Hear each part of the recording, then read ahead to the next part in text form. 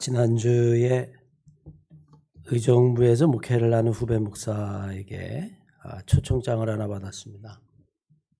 교회를 봉헌하니까 와서 축하해달라고 하는 초청장입니다.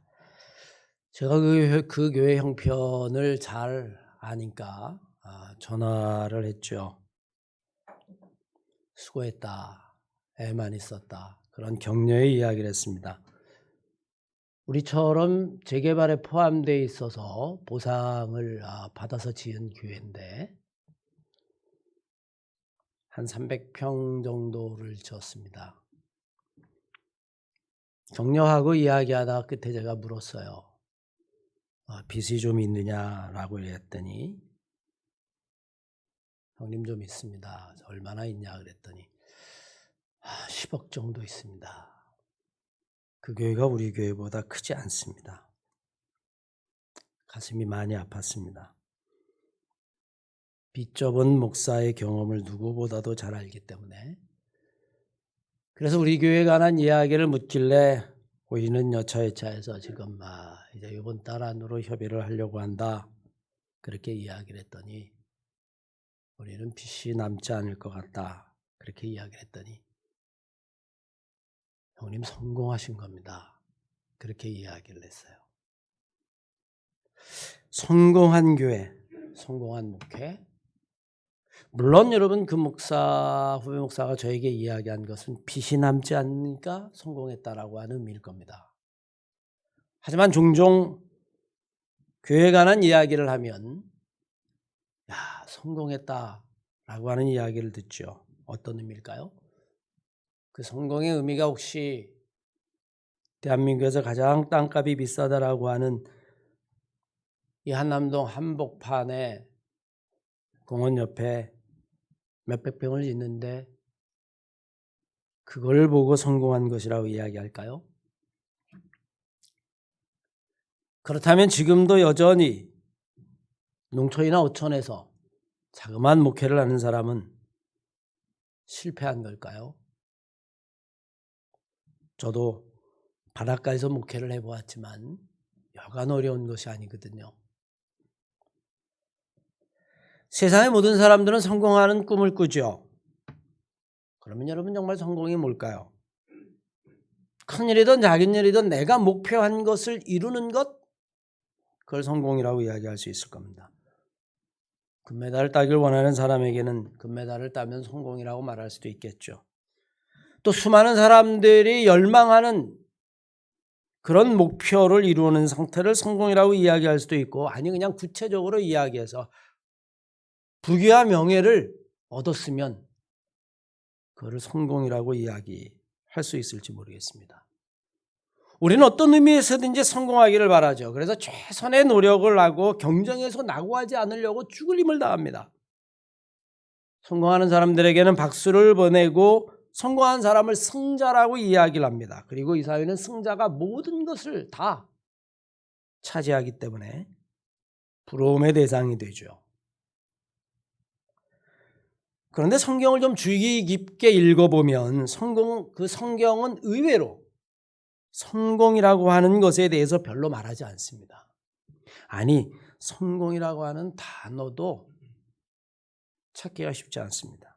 아마도 이 성공이라고 하는 단어가 갖는 뜻, 이룰 성자에다가 공들일 공자를 써서 내가 애쓰고 공을 들이고 노력하고 죽을 힘을 다해서 이루었다, 그런 의미가 담겨있기 때문일 겁니다. 성경은 성공이라고 하는 말보다는 오히려 축복이라고 하는 말을 더 자주 사용합니다. 생각해보면 부귀와 영화를 얻었다 할지라도 그것을 성경은 축복이다 이렇게 이야기하죠. 자신의 노력을 강조하는 것이 성공이라면 축복은 하나님의 은총을 강조하는 것이고 네가 자랑할 것이 없다라고 하는 것을 함의하고 있습니다. 이미 에베소서 2장 8절 이하의 말씀에 보면 너희는 그 은혜에 의하여 믿음으로 말미암아 구원을 얻었으니 이것은 너희에서 난 것이 아니다. 너희가 애써서 얻은 것이 아니라 이것은 하나님의 선물이다. 분명히 이야기합니다. 우리가 정말 신앙의 사람이라면 우리는 성공한 사람이 아니라 축복받은 사람이 되어야만 합니다. 오늘 야곱이 약복강가에서 하나님과 씨름하는 이 모습을 보면서 우리는 왜 성공이 아니라 성공을 넘어서 축복의 사람이 되어야 하는지, 오늘의 말씀을 통해서 여러분과 제가 더 깊은 은혜를 깨달으시기를 주의 이름을 간절히 축원합니다. 오늘 약복강가에 선 야곱의 모습, 그 당시의 기준으로 보아도 분명히 성공한 삶이라고 말할 수 있습니다. 창세기 32장을 읽어보면요, 야곱이 가진 재산이 나오는데 어마어마합니다. 염소만 해도 200마리예요. 여러분, 지금도 염소 200마리면 낙타, 소, 양, 이루 헤아릴 수 없는 가축이 있습니다. 뿐만 아니라 그에게는 4명의 아내가 있었고 자녀도 이미 약복강가에 있을 때 11명의 자녀를 얻었습니다. 그 당시의 기준으로 본다면 많은 자녀와 유복한 가정, 그리고 수많은 가축, 당연히 성공한 것이죠. 그가 어떻게 이렇게 성공할 수 있을까 생각해 보면 그의 성공의 비결은 생각보다 단순합니다. 그저 수단과 방법을 가리지 아니하고 자기의 목표를 향하여 달려간 사람이 바로 이 야곱이기 때문에 그렇습니다. 수단과 방법을 가리지 않은 야곱. 여러분, 창세기를 읽다 보면 야곱의 행동은 지금 우리가 생각해도 무모하기도 하고 저돌적이기까지 합니다. 둘째로 태어났지만 만족할 수 없었겠죠. 장자의 직분이라는 것이 아버지의 분깃을 다 받을 수 있는 것이라는 것을 알았어요. 형이 배고픕니다. 어떻게 해야만 합니까? 동생이면 먹을 것을 내주는 게 당연하겠죠. 그런데 야곱은 그렇게 하지 않아요. 팥죽한 것을 주면서 형의 장자의 직분을 나에게 팔라, 그렇게 이야기를 합니다. 이렇게 약삭받을 수 있습니까? 뿐만 아니라 그는 자기 아비가 눈먼 것을 이용해서 형 에서가 받아야 될 축복까지도 가로챕니다. 변장을 하고요, 아버지가 너 에서가 아닌 것 같다 이야기하는데 시치미를 딱 대고 아버지까지 속이게 됩니다. 어쩌면 여러분, 야곱의 이런 기질은 타고났는지도 모릅니다. 창세기 25장 26절 이하의 말씀에 의하면 나중에 나온 아이는 에서의 발뒤꿈치를 붙잡고 있었으므로 그 아이의 이름을 야곱이라고 지었다. 날 때부터 남에게 지는 것을 싫어하는 것일까요? 둘째가 싫은 것일까요? 나가는 형의 발뒤꿈치를 붙잡고 나왔다고 성경을 이야기합니다. 사실 우리는 자녀들을 기르고 수많은 사람들을 보면 사람들마다 기질이 좀 다르죠. 어떤 사람은 저도 허허 웃으면서 양보하는 그런 성격을 가지고 있는가 하면, 어떤 사람은 지면은 밤잠을 못 자고 그 다음에 와서 또 하자라고 이야기하고 승부욕에 집착하고 그러는 성격과 기질을 가진 사람도 있습니다. 야곱은 그런 사람이었을까요? 야곱은 형의 칼날을 피해 삼촌 라반의 집으로 도망가게 되어지는데 거기에서도 가축을 늘릴 때 아주 비상한 방법을 통해서 순식간에 자기 삼촌 라반보다 더 많은 가축을 만들어냅니다. 삼촌이 생각할 때 야, 이거 어떻게 된 거지 생각을 해서 몇 번이나 계약을 바꿔요. 근데 기가 막힌 방법을 통해서 결국에는 삼촌을 능가하는 가축을 모으죠. 결혼할 때조차도 야곱의 기질과 야곱이 어떻게 인생을 살아가는지 그의 가치관이 그대로 드러납니다. 7년을 일하면 라헬을 주겠다라고 이야기했는데 7년을 일했더니 라헬을 안 주고 그의 언니 레아를 줬어요. 뭐라 그러면서 줬냐면 우리는 여혼이라는 게 없다. 순서대로 결혼이다.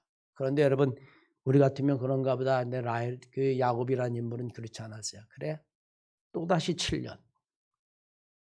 나는 원하는 것은 반드시 얻고야 만다. 내가 형의 것도 빼앗고 아버지도 속여서 여기까지 왔는데 내가 원하는 것이라면 나는 수단과 방법을 가리지 아니하고 나는 반드시 차지하고 말겠다. 야곱의 인생은요, 뒤돌아가거나 쉬는 것이 없는 것처럼 보입니다. 오직 직진, 그것뿐입니다. 그래서 그는 정말 자신이 이루고 싶은 것은 다 이루고 가지고 싶은 것은 다 가진 사람이 되었습니다. 이 정도면 정말 성공시대에 나올 만한 사람이 분명하죠. 이제는 더 이상 얻을 게 없어요. 이제 남은 것이 하나 있다면 그가 고향으로 돌아가는 것뿐입니다. 자신이 원하는 것을 다 얻었으면 행복했을 터인데 오늘 본문 말씀 창세기 32장을 읽어보면 그는 더 이상 얻을 것이 없는 삶의 성공의 정점에서 불안에 떨고 있습니다.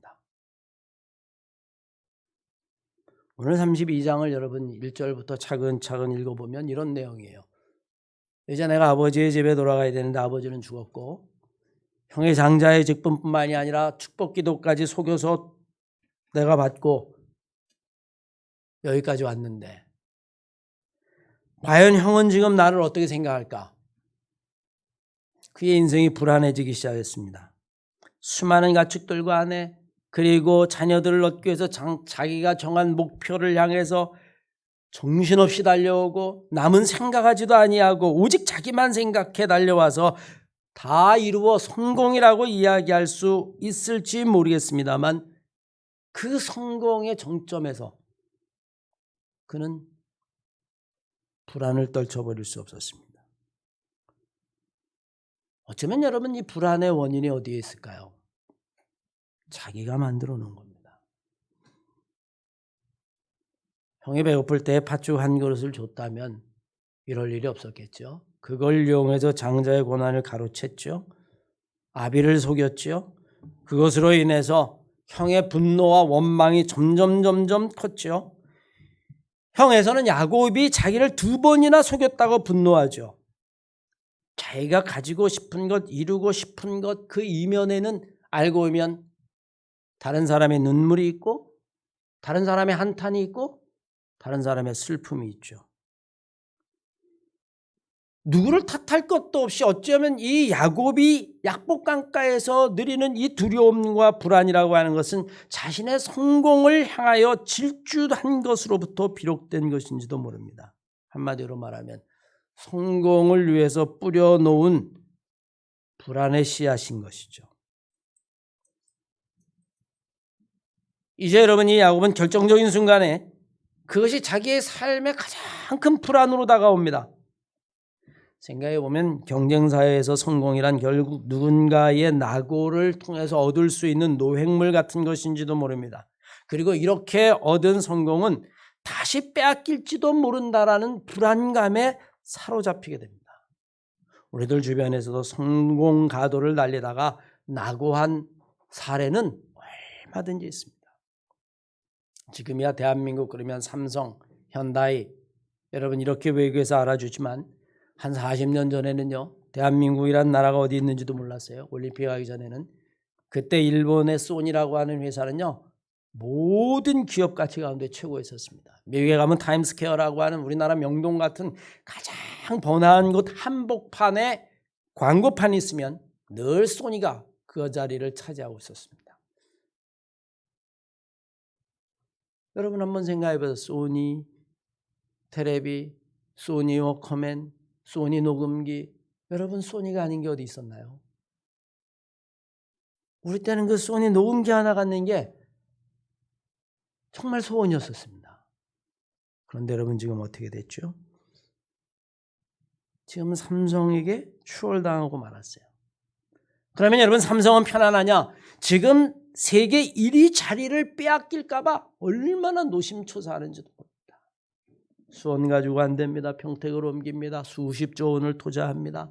그래야만 1위를 지킬 수 있다고 생각합니다. 경쟁사회에서 낙오하지 아니하고 성공을 유지하기 위해서 지금까지 쏟아부은 것보다 몇 배 큰 노력과 그리고 에너지와 마음을 쏟아 부어야만 지금을 유지할 수 있기 때문에 그렇습니다. 매 순간 이 성공을 빼앗길까 봐 불안해하고 두려워합니다. 잠시만 한눈 팔면 금방 성공이라고 하는 자리에서 밀려날 수 있기 때문에 그렇습니다. 여러분 개인들도 그렇지 않습니까? 지금 내가 성공의 자리에 있는데 나이가 들면 내 몸도 점점 약해지고 예전에는 10시간, 12시간, 20시간 일할 수 있는데 이제는 그렇게 일했다가는 몸이 견디지 못할 것 같고 점점 쇠약해지고 이제 나는 정점에서 물러나야 되보다 하는 생각과 두려움이 누구에게나 있죠. 야곱은 지금 약복강가에서 자기가 죽을 힘을 다해서 이루어 놓은 것을 다 잃어버릴까 봐 얼마나 불안했는지 11절 말씀에 의하면 야곱이 이렇게 기도합니다. 주님, 나를 제발 구원해 주소서. 형 에서가 저를 어찌 대할지 모르겠습니다. 제발 이 몸을 건져 주소서. 그가 우리 가족과 우리 집안을 다 공격하여 아예 우리를 다 쓸어버릴지 모르겠습니다. 제 아내와 자식들마저도 다 죽일지 모를 일입니다. 그런데 여러분 냉정하게 생각하면 이 일은 누구를 원망할 것도 아니에요. 왜 그렇습니까? 자기가 뿌려놓은 거기 때문에. 왜? 성공하고 싶어서. 자기가 원하는 걸 얻고 싶어서. 창세기 27장 41절 이하의 말씀에 보면 야곱이 장자의 축복을 받아 밤에 그냥 도망가 버리고 말아요. 야밤에. 그 사실을 알고 나서 에서의 심정을 성경이 이렇게 이야기합니다. 에서는 아버지 이삭의 축복을 빼앗아 도망간 야곱을 미워했습니다. 그래서 에서는 속으로 이렇게 다짐을 했습니다. 이제 아버지가 나이 들어 곧 돌아가실 것이다.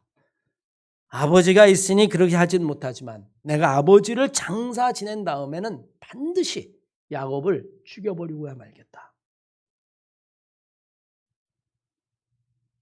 왜냐하면 여러분 에서의 것을 야곱이 다 빼앗아 갔기 때문에 장자의 축복뿐만이 아니라 축복 기도까지. 그리고는 밤에 그냥 도망가 버리고 말았어요. 이제 여러분 야곱은 자기의 성공을 위해 뿌려놓은 그 씨앗들 때문에 이제 불안해하기 시작합니다. 이 불안을 어떻게 해결할 것이냐. 그는 자기가 모았던 재산들 그것들을 다 돌려보내게 됩니다. 형에게 다 미리미리 보내죠.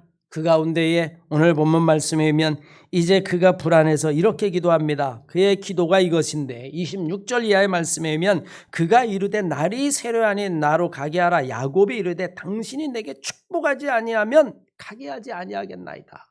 또 축복을 원해요. 그런데 여러분 이삭으로부터 받았던 축복과 오늘의 축복은 그 성격이 조금 다릅니다.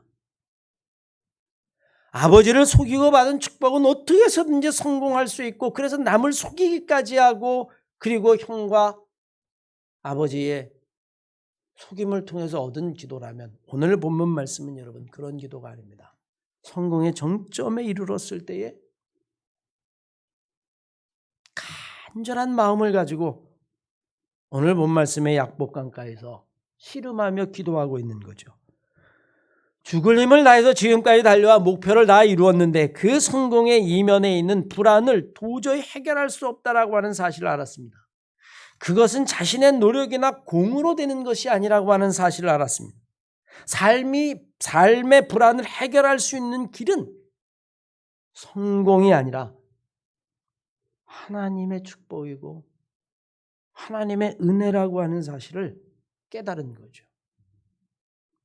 야곱을 생각해 보십시오. 얻을 것을 다 얻었습니다. 그것을 위해서 물불 가리지 아니하고 앞뒤 돌아보지 아니하고 남들 생각하지 아니하고 형의 심정 생각하지 아니하고 아비의 심정 생각하지 아니하고 오직 그런데 여러분 그것이 어느 날 한순간에 모래성처럼 무너질 수 있고 그것이 어느 한순간에 실패로 끝날 수 있다라고 하는 사실을 깨달은 거예요. 비로소 내가 정말로 추구하고 잡아야 할 것은 성공이라고 하는 것이 아니라 하나님의 축복이구나. 그것을 혼동한 거죠. 야곱이 여러분 불안해졌습니다. 아무리 성공의 끄트머리에 있고 정점이 있다 할지라도 형 에서가 와서 그의 가족을 다 쓸어버리고 자녀와 아내를 죽이고 그리고 복수를 하면 무슨 소용이 있겠습니까?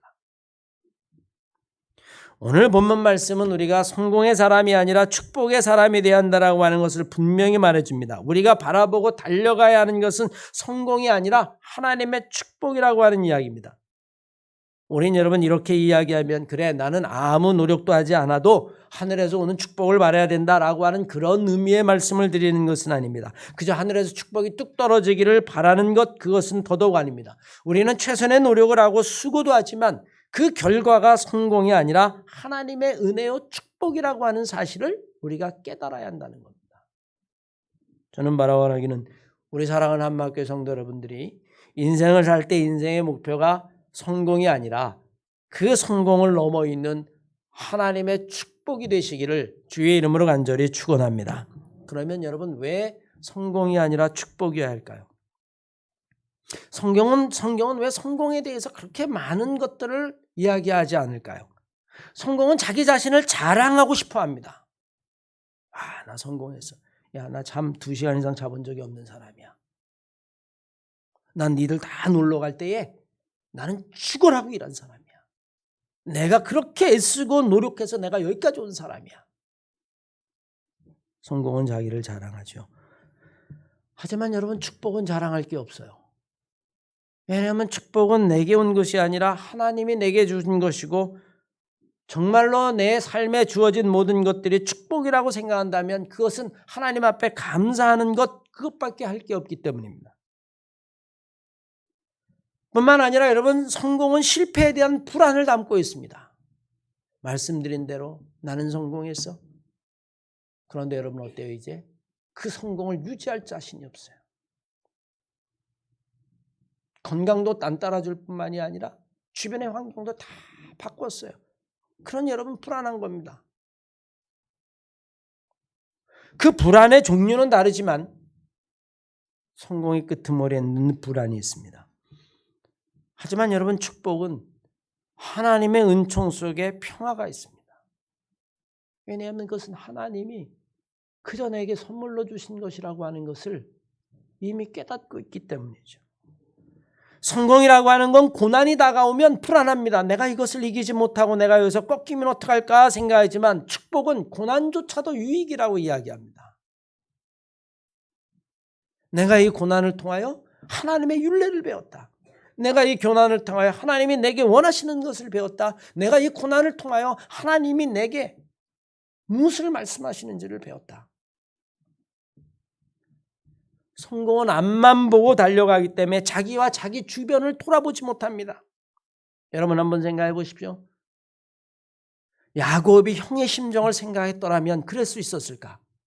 야곱이 자기 아버지 이삭의 심정을 생각했더라면 그럴 수 있었을까?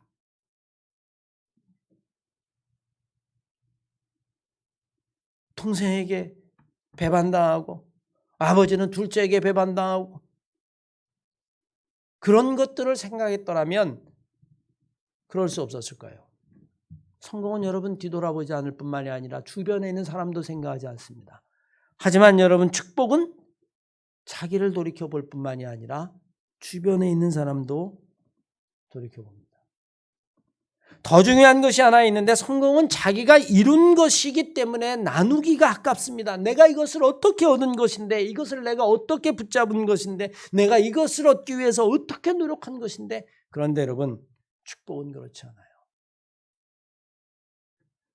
축복은 하나님이 내게 주신 것이기 때문에 나눠야 하는 것이고 축복은 하나님이 내게 주신 것이기 때문에 그것은 내 것이 아니라 하나님의 것이고 누가복음 19장 5절로 9절까지의 말씀이면 삭개오의 이야기가 나옵니다. 여러분 삭개오는 세리장이었습니다.